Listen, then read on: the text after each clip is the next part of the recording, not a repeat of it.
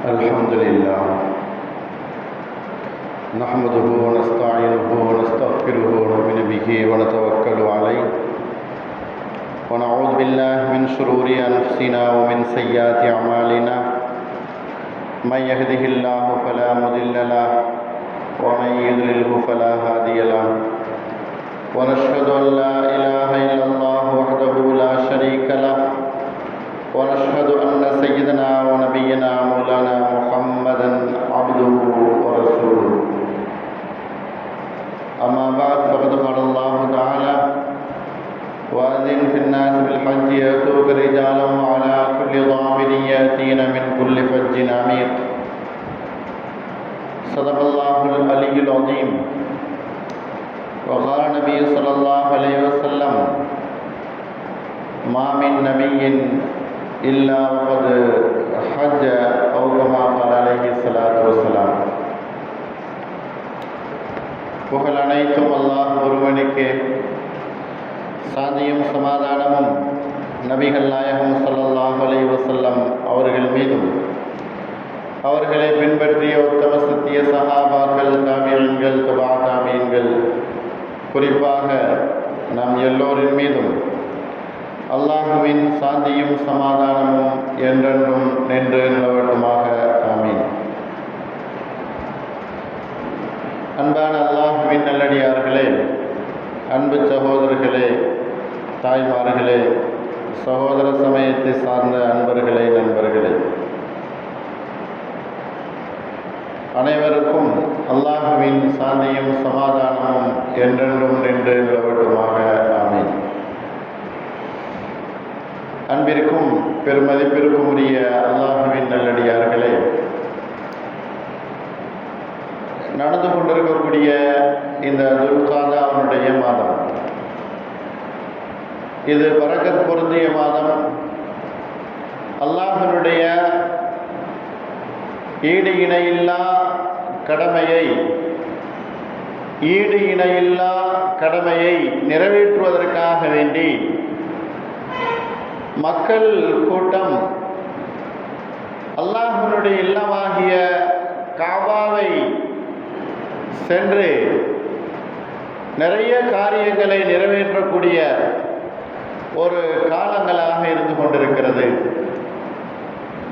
அதுதான் இந்த துல்காதாவுடைய மாதமாக இருக்கிறது. அன்பானவர்களே, அல்லாஹ் கடமையாக்கிய, நபி அவர்கள் வளமைப்படுத்திய ஒரு கடமை ஹஜ்ஜினுடைய கடமை. ஹஜ்ஜினுடைய கடமையை நபி ஸல்லல்லாஹு அலைஹி வஸல்லம் அவர்கள் அதை செய்தால் எவ்வளவு நன்மை இருக்குது என்பதை ஒரு ஹதீஸில் நபி அவர்கள் சொல்லி காட்டுகிறார்கள். ஒரு மனிதர் ஹஜ்ஜுக்காக வேண்டி புறப்பட்டு விட்டால், காபாவை அடைந்து விட்டால் அவருடைய பாவங்கள் மன்னிக்கப்படுகிறது. எந்த அளவு பாவங்கள் மன்னிக்கப்படுகிறது? அவருடைய பாவங்களை அல்லாஹ் மன்னிக்கிறான். மணல் குவியல் அளவு அவருடைய பாவங்கள் மன்னிக்கப்படுகிறது. மணல் குவியல் எவ்வளவு இருக்கும், அவ்வளவு பாவங்கள், அவருடைய பாவங்கள் மன்னிக்கப்படுகிறது. மழை துளிகள் எவ்வளவு இருக்கும், அவ்வளவு பாவங்கள் அவருடைய மன்னிக்கப்படுகிறது பாவங்கள். கடல் நுரை எவ்வளவு இருக்கும், அவ்வளவு பாவங்கள், ஹஜ்ஜுக்காக வேண்டி சென்றவருடைய பாவங்கள் மன்னிக்கப்படுகிறது. எல்லா கடமைகளுக்கும் அல்லாஹ் பாவங்களை குறிப்பிட்டு மன்னிக்கிறான். அவனுடைய பாவங்கள் மன்னிக்கிறதில் அளவுகோல் என்பது இருக்கிறது. ஆனால் ஹஜ்ஜுக்காக வேண்டி செல்லக்கூடிய ஒரு மனிதனுடைய பாவம் எவ்வளவு மன்னிக்கப்படுகிறது என்று சொன்னால், மணல் துகள் எவ்வளவு இருக்குமோ அவ்வளவு பாவங்கள் மன்னிக்கப்படுகிறது. மலை துளிகளை எண்ண முடியாது, அவருடைய பாவங்கள் அவ்வளவு மன்னிக்கப்படுகிறது. கடல் நுரை எவ்வளவு இருக்குது, அவ்வளவு பாவங்கள் மன்னிக்கப்படுகிறது. நபி ஸல்லல்லாஹு அலைஹி வஸல்லம் அவர்கள் சொன்னார்கள்.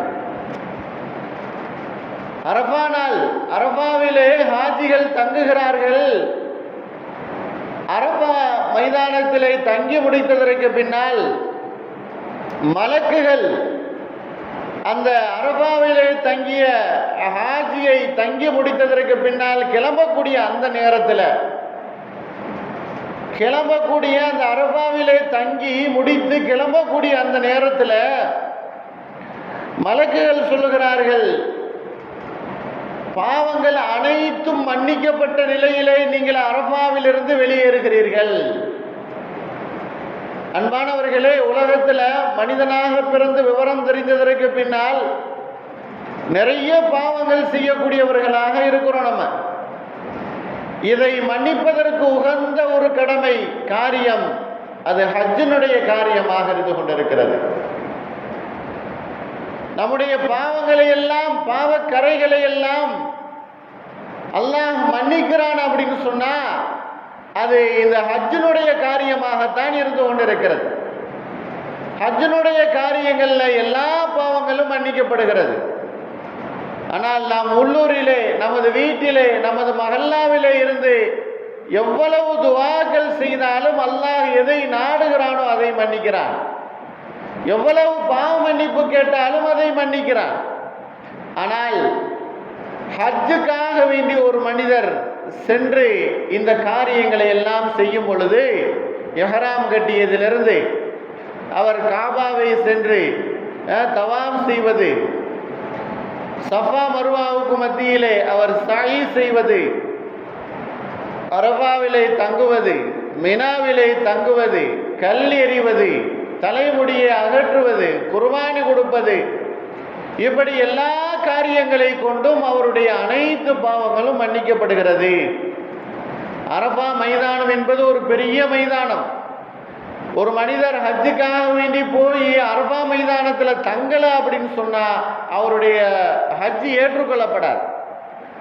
அப்படி அரஃபா மைதானத்தில் ஒரு மனிதர் தங்கிட்டால் அவரை பார்த்து மலக்குகள் சொல்லுகிறார்கள், நீங்கள் பாவத்தை போக்கியவர்களாக, பரிசுத்தமானவர்களாக அந்த அரஃபா மைதானத்திலிருந்து நீங்கள் வெளியேறுகிறீர்கள். அஃபீது மக்ஃபூரன் லக, அஃபீது மக்ஃபூரன் லக, உங்களுடைய பாவங்கள் எல்லாம் மன்னிக்கப்பட்டவர்களாக நீங்கள் வெளியேறுகிறீர்கள். அரஃபா மைதானத்திலே ஒரு மனிதர் தங்கிவிட்டார் அப்படின்னு சொன்னா மலக்குகள் இப்படி சொல்லுகிறார்கள், நீங்கள் பாவத்தை விட்டும் பாவக்கரைகளை விட்டும் நீங்கள் பரிசுத்தமானவர்களாக வெளியேறுகிறீர்கள் என்பதாக சொல்லுகிறார். அடுத்து கல் எறிவார்கள். நபி ஸல்லல்லாஹு அலைஹி வஸல்லம் அவங்க சொன்னாங்க, கல் எறியும் போது, கல் எறியக்கூடிய ஒவ்வொரு கல்லுக்கும் ஹாஜிகள் 7 கற்களை எடுத்துக்கொண்டு 7 முறை எறிவார்கள், 7 கல் எறிவார்கள். அந்த 7 கல்லுக்கும் நபி ஸல்லல்லாஹு அலைஹி வஸல்லம் அவங்க சொன்னாங்க, ஒவ்வொரு கல்லுக்கும் ஒரு பெரும் பாவம் மன்னிக்கப்படுகிறது. ஒவ்வொரு கல் எறிவதற்கும் ஒவ்வொரு பெரும் பாவங்கள் மன்னிக்கப்படுகிறது. அப்போ ஒரு ஹாஜி 7 கல் எறியும் பொழுது 7 பெரும்பாவங்கள் மன்னிக்கப்படுகிறது. நாம் பெரும்பாவங்கள் தௌபா செய்யணும், அல்லது பரிகாரம் செய்யணும், அல்லது அதற்குரிய ஏதாவது ஒரு பாவ மன்னிப்பை செய்யணும். அப்பதான் நம்முடைய பெரும்பாவங்கள் மன்னிக்கப்படும். ஆனால் கல் எறியும் போது ஆட்டோமேட்டிக்காக நம்முடைய பெரும்பாவங்கள் மன்னிக்கப்பட்டு போய்விடுகிறது. அப்புறம் 2வது நாள் கல் எறிவார்கள். கிட்டத்தட்ட 3 முறை கல் எறிவார்கள், 21 கல் எறிவார்கள், 21 பெரும்பாவங்கள் மன்னிக்கப்படுகிறது. அப்போ ஒரு கல் எறிந்தால் ஒரு பெரும்பாவம் மன்னிக்கப்படுகிறது. ஹஜ்ஜினுடைய காரியங்கள் எல்லாம் சாதாரணமாக நினைத்து கொள்வதல்ல. ஒவ்வொரு காரியமும் உயர்வான காரியம். அல்லாஹ் அதற்குரிய பாக்கியத்தை நமக்கு கொடுக்கணும். ஹஜ்ஜினுடைய பாக்கியங்கள் நமக்கு அல்லாஹ் கொடுக்கணும். அது பெரும் பாக்கியம். அது எல்லோருக்கும் கிடைக்கக்கூடிய பாக்கியம்தான். அல்லாஹ் அதை எல்லோருக்கும் பாக்கியமாக கொடுத்திருக்கிறான். யாரை அது பாக்கியம் நிறைவேற்றுகிறார்களோ அல்லாஹ் அவர்களுக்கு அதை பரிபூர்ணமாக ஏற்றுக்கொள்கிறான். கல் எறிந்து முடித்ததற்கு பின்னால் தலைமுடியை எடுப்பார்கள் ஹாஜிகள். தவாப் செய்தல், ஃபர்ஸ்ட் இஹ்ராம் கட்டுதல், அப்புறம் காபாத்துல்லாவிற்கு போய் தவாப் செய்தல் 7 முறை. அது முடித்ததற்கு பின்னால் சஃபா மர்வாவுக்கு மத்தியிலே வந்து 7 முறை ஓடுதல், அரஃபா மைதானத்திலே தங்குதல், மினாவிலே வருதல், கல் எறிதல், தலைமுடியை எடுக்குதல். ஹஜ்ஜினுடைய காரியம் என்பது இவைகள். ஒரு மனிதர் தலைமுடியை எடுக்கும் பொழுது அதற்கும் நன்மை உண்டு. அதற்கு முன்னால் ஒரு மனிதர் குர்பானி கொடுக்கிறார். குர்பானி கொடுக்குதல் என்பது நாம் உள்ளூரில் கொடுப்பதை போன்றல்ல. அது நகருடைய நாளிலே கொடுக்கப்படக்கூடிய அந்த குர்பானி என்பது வேறு. செல்வந்தர் அவர் ஒருவர் குர்பானி கொடுக்கிறார் அப்படின்னு சொன்னால் நபி ஸல்லல்லாஹு அலைஹி வஸல்லம் அவங்க சொன்னாங்க, இந்த நம்ம வீட்டில இருந்து குர்பானி கொடுக்கக்கூடிய நன்மை என்பதை நபி ஸல்லல்லாஹு அலைஹி வஸல்லம் அவங்க சொல்றாங்க. ஒரு மனிதர் அவர் குர்பானி கொடுக்கக்கூடிய அந்த ஆட்டினுடைய இரத்தம் ஒரு சொட்டு கீழே விழுந்து விட்டது என்று சொன்னால் அவருடைய எல்லா பாவங்களும் மன்னிக்கப்படுகிறது. எத்துணை சொட்டு ரத்தம் கீழே விழுகிறதோ அத்துணை சொட்டு ரத்தத்துக்கு அவருக்கு நன்மைகள் கிடைக்குது. அதே போல் அந்த அவர் குர்பானியினுடைய ரோமங்கள், அவருடைய இறைச்சி எல்லாமே நன்மையாக கிடைக்குது. ஆனால் ஹஜ்ஜில் ஒரு மனிதர் குர்பானி கொடுக்கும் பொழுது என்ன நன்மை என்று சொன்னால் நபி ஸல்லல்லாஹு அலைஹி வஸல்லம் அவர்கள் சொன்னார்கள், அவருடைய நன்மையை அல்லாஹ் சேமித்து வைக்கிறான். ஃபஹுவ முத்தஹிருன் லக. குர்பானி எவர் ஹஜ்ஜில் கொடுக்கிறாரோ அவருடைய நன்மை அல்லாஹ் சேமித்து வைக்கிறான். அதனுடைய நன்மை எவ்வளவு அல்லாஹ்வுக்கு தெரியும். அது மறுமையில் அந்த மனிதனுக்காக வேண்டி சேகரம் செய்யப்பட்ட அந்த நன்மை அல்லாஹ் கொடுக்கிறான். எப்படி ஒரு மனிதர் ஹஜ்ஜில் எவர் ஒருவர் அந்த குர்பானி கொடுக்கிறாரோ அவருடைய நன்மை அல்லாஹ்விடத்தில் சேமிக்கப்பட்டு விடுகிறது. மொட்டை அடிக்கிறார் ஒரு மனிதர் அல்லது ரோமத்தை கட் பண்ணி விடுகிறார், இவருக்கு நபி ஸல்லல்லாஹு அலைஹி வஸல்லம் அவர்கள் சொன்னார்கள், ஒவ்வொரு முடிக்கும் ஒரு நன்மை இருக்கிறது. ஒவ்வொரு முடிக்கும் ஒவ்வொரு நன்மை இருக்கிறது. இப்படியெல்லாம் செய்து முடித்ததற்கு பின்னால் ஹாஜிகள் கடைசியாக மறுபடியும் காபத்துல்லாவிற்கு மறுபடியும் தவாஃப் செய்வார்கள். தவாஃபு ஜியாரா, கடைசியாக அவர் செய்யக்கூடிய தவாஃப். காபத்துல்லாவிற்கு இந்த காரியங்களை எல்லாம் செய்து முடித்ததற்கு பின்னால காபாவிற்கு தவாஃப் ஜியாரத்து செய்யும் பொழுது அல்லாஹ் சொல்லுகிறான், அவர் எந்த ஒரு பாவமும் இல்லாதவராக இந்த தவாஃபை செய்கிறார். பாவமற்றவராக பரிசுத்த மனிதராக ஆனதற்கு பின்னால் தவாஃபு ஜியாரா நிறைவேற்றப்படுகிறது. அவர் செய்கிறார். அவர் தவாஃபு ஜியாரா செய்யும் பொழுது அவரிடத்துல எந்த ஒரு பாவமும் இருக்காது. அன்பானவர்களே, அல்லாஹ்வின் நல்லடியார்களே, உலகத்துல எவ்வளவு பெரிய பாக்கியங்கள் கிடைத்தாலும் ஹஜ்ஜினுடைய பாக்கியங்கள், அங்கு செய்யக்கூடிய காரியங்கள் கிடைப்பதுதான் உலகத்தில் மிகப்பெரிய பாக்கியம். வசதி இருந்தும் ஹஜ்ஜு செய்யாமல் இருந்து விட்டோம் அப்படின்னு சொன்னா நிச்சயமாக நபி ஸல்லல்லாஹு அலைஹி வஸல்லம் அவங்க சொன்னாங்க, ஒரு மனிதர் சில காரணங்களை எல்லாம் சொல்லிக்கொண்டு வீடு கட்டணும், அல்லது நம்முடைய பெண்ணை நிக்கா செய்து கொடுக்கணும், அல்லது வியாபாரம் செய்யணும், அல்லது வேற ஏதாவது இன்வெஸ்ட்மெண்ட் பண்ணணும் நம்முடைய பொருளை, அல்லது வேற ஏதாவது நம்முடைய காரியங்களை செய்யணும் அப்படிங்கிறதுக்காக வேண்டி ஹஜ்ஜினுடைய காரியத்தை தள்ளி போட்டு கொண்டு போனார் என்று சொன்னார். அவர் உலகத்தில் முஸ்லீமாக மௌத்தாகுவதை கூட அவர் எதிர்பார்க்க முடியாது என்பதாக நபி ஸல்லல்லாஹு அலைஹி வஸல்லம் அவர்கள் சொன்னார். வசதி வாய்ப்புகள் வந்துவிட்டது என்று சொன்னால் உடனடியாக ஹஜ்ஜினுடைய காரியத்தை செய்து முடிக்கணும் என்பதைத்தான் நபி அவர்கள் வலியுறுத்தி சொல்லி காட்டுகிறார்கள். ஏனென்றால் இப்ராஹிம் அலைஹிஸ்ஸலாம் அவர்கள் அந்த காபாவை கட்டி முடித்தவுடன் அல்லாஹ்வினுடைய கட்டளை வந்தது, வாஸின் ஃபின்னாஸ் பில் ஹஜ்ஜி யதூக ரிஜாலன். நீங்கள் அறிவிப்பு செய்யுங்கள், நபி இப்ராஹிம் அலைஹிஸ்ஸலாம் அவர்களே அறிவிப்பு செய்யுங்கள், ஹஜ்ஜை கொண்டு மனிதர்களுக்கு அறிவிப்பு செய்யுங்கள். அந்த அறிவிப்பை கேட்ட எல்லோரும் ஹஜ்ஜுக்கு வருவார்கள். இப்ராஹிம் அலைஹிஸ்ஸலாம் அவர்கள் அறிவிப்பு செய்தார்கள். உயரமான அந்த இடத்துல இருந்து கொண்டு அறிவிப்பு செய்கிறார்கள், அல்லாஹ்வே நான் சொல்லக்கூடிய சத்தம் எந்த அளவுக்கு போகும் கேட்கிறார். அல்லாஹ் சொல்லுகிறான், அறிவிப்பு செய்வது உங்களுடைய வேலை, அதை கொண்டு போய் மனிதர்களுடைய செவிகளிலே சேர்ப்பது என்பது அல்லாஹ்வுடைய வேலையாக இருக்குது. சொல்லப்பட்டது இப்ராஹிம் அலைஹிஸ்ஸலாம் அவர்கள் அறிவிப்பு செய்ததை எல்லா ஜீவராசிகளும் கேட்டது. ஜின்கள் கேட்டது, மலைகள் கேட்டது, உலகத்தில் வாழக்கூடிய அனைத்து ஜீவராசிகளும் இப்ராஹிம் அலைஹிஸ்ஸலாம் அவர்கள் ஹஜ்ஜுக்காக வேண்டிய அழைப்பு கொடுத்ததை எல்லோரும் கேட்டார்கள், மனிதர்களும் கேட்டார்கள். சொல்லப்படுகிறது, கியாமத் நாள் வரைக்கும் யார் உலகத்தில் பிறப்பார்களோ அவர்களும் கேட்டிருக்கிறார்கள்.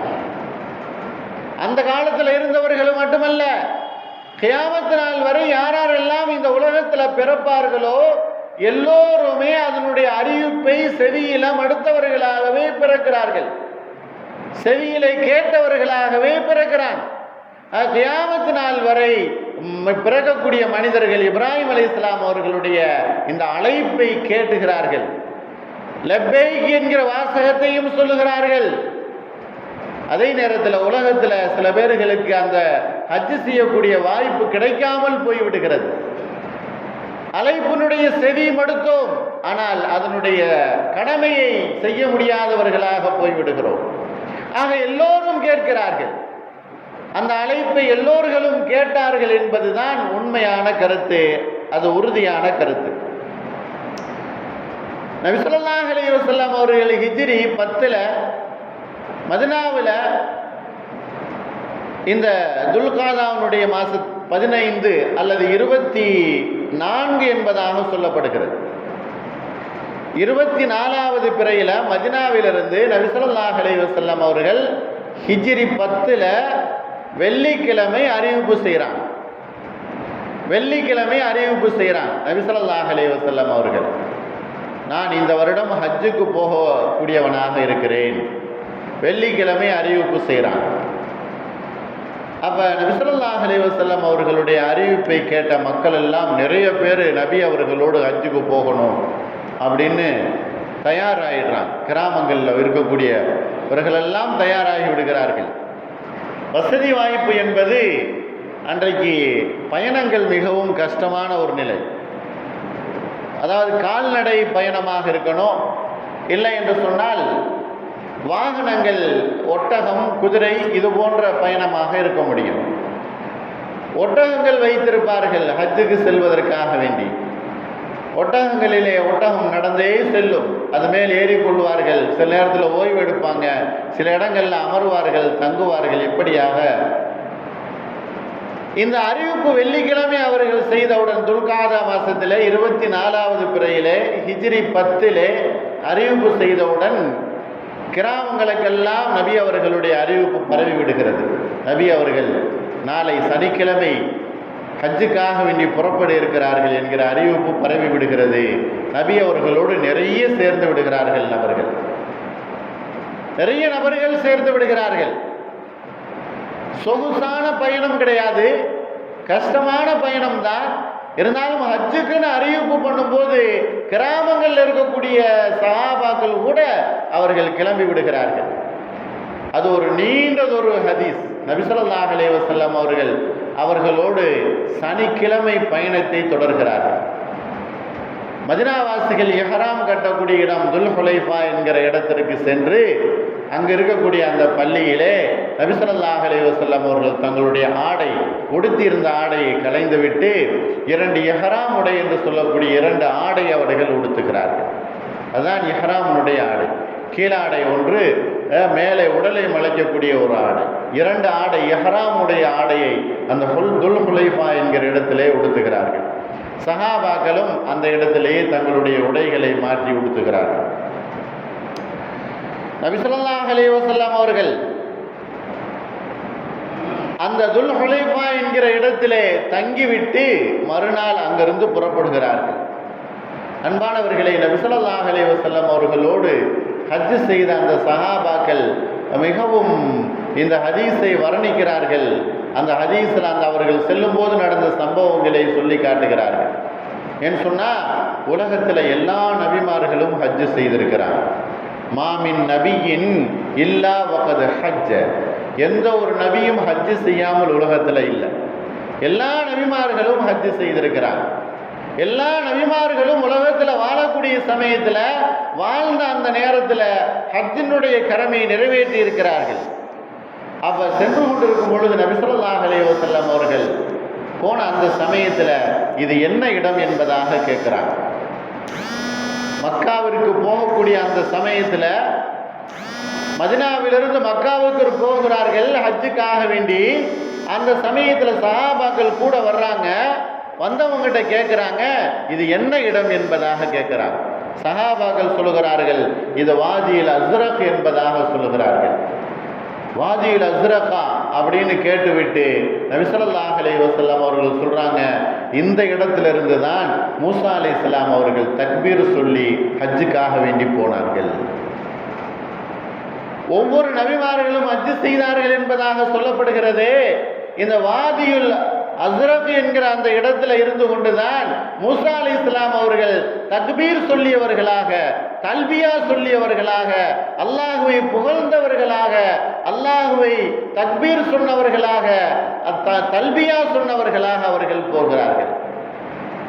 லப்பைக் அல்லாஹும்ம லப்பைக் என்கிற தல்பியாவை முழங்கியவர்களாக மூசா அலைஹிஸ்ஸலாம் அவர்கள் அந்த இடத்திலிருந்து புறப்பட்டார்கள் என்பதாக சொல்லுகிறார்கள். அப்படியே நடந்து கொண்டிருக்கக்கூடிய சமயத்திலே இப்படியே ஒவ்வொரு இடத்திலும் நபி ஸல்லல்லாஹு அலைஹி வஸல்லம் அவர்கள் நடந்த சம்பவங்களை சொல்லிக்கொண்டே போகிறார்கள். அங்கெங்கே என்ன நடந்தது என்பதை சொல்லிக்கொண்டே போகிறார்கள். இந்த இடம் எது என்பதாக கேட்கிறாங்க. இது வாதியுல் ஹர்ஷா என்பதாக சொல்லுகிறார்கள் சஹாபாக்கள். இந்த இடத்துல தான் யூனுஸ் நபி அவர்கள் தல்பியா சொல்லி ஹஜ்ஜுக்கு போனார்கள் என்பதாக சொல்கிறார். யூனுஸ் அலைஹிஸ்ஸலாம் அவர்கள் எப்படி தல்பியா சொல்லி ஹஜ்ஜுக்கு போனார்கள்? அல்லாஹுவை துன்பத்தை நீக்கிய ரப்பே நான் ஆஜராகிவிட்டேன். நான் மீன் வயிற்றில் துன்பத்தோடு கஷ்டத்தோடு இருந்து கொண்டிருந்த அந்த நேரத்தில் என்னை நீங்கள் அல்லாஹுவை நீ வெளியேக்கினாய், துன்பத்திலிருந்து எங்களுக்கு இன்பத்தை தந்தாய், ஆரோக்கியத்தை கொடுத்தாயே என்பதாக சொல்லிக்கொண்டு யூனுஸ் அலைஹிஸ்ஸலாம் அவர்கள் தல்பியா சொன்னவர்களாக சொல்லுகிறார்கள். ஹஜ்ஜுக்காக வேண்டிய ஹராம் கட்டிவிட்டோம் அப்படின்னு சொன்னா அதிகமாக தல்பியா சொல்லிக்கொண்டே இருப்பது. லப்பைக் அல்லாஹும்ம லப்பைக் அப்படிங்கிற வாசகத்தை சொல்லிக்கொண்டே போவது. தவாப் செய்யும் போதும் லப்பைக் என்கிற வாசகத்தை சொல்லிக்கொண்டே. லப்பைக் அப்படின்னு சொன்னா என்ன அர்த்தம்? அல்லாஹுவே நான் ஆஜராகிவிட்டேன், உன்னுடைய அழைப்புக்கு நான் பதிலளிக்கிறேன், நீதான் ஒருவன், உன்னை தவிர வணங்குவதற்கு வேறு இறைவன் கிடையாது, நீதான் உலகத்தை படைத்து ஆளக்கூடியவன், உனக்கு நான் பதிலளித்து விட்டேன் என்பதாக சொல்லிக்கொண்டே போவது. இதுதான் தல்பியாவுடைய அர்த்தமாகவும் இருந்து கொண்டிருக்கிறது. இது நபிமார்கள் அனைவரும் செய்தார்கள். நமது முஹம்மது ஸல்லல்லாஹு அலைஹி வஸல்லம் அவர்களும் இப்படித்தான் அவர்கள் செய்து காட்டினார்கள். நபி அவர்களோடு சென்ற அந்த ஹஜ்ஜு சஹாபாக்களுக்கு மிகவும் பிரயோஜனமாக இருந்தது. அதனால தான் சொல்லப்படுகிறது, நாம் ஹஜ்ஜுக்காக வேண்டி முதலையாக நாம் செல்லுகிறோம் அப்படின்னு சொன்னால் அதனுடைய காரியங்களை நாம் தெரிந்து வைத்து கொண்டு யார் நமக்கு வழிகாட்டியாக வருகிறார்களோ அவர்களோடு நாம் அவர்கள் செய்யக்கூடிய காரியங்களை செய்து கொண்டே போவோம். இதுதான் இதனுடைய முறையாகவும் இருந்து கொண்டிருக்கிறது.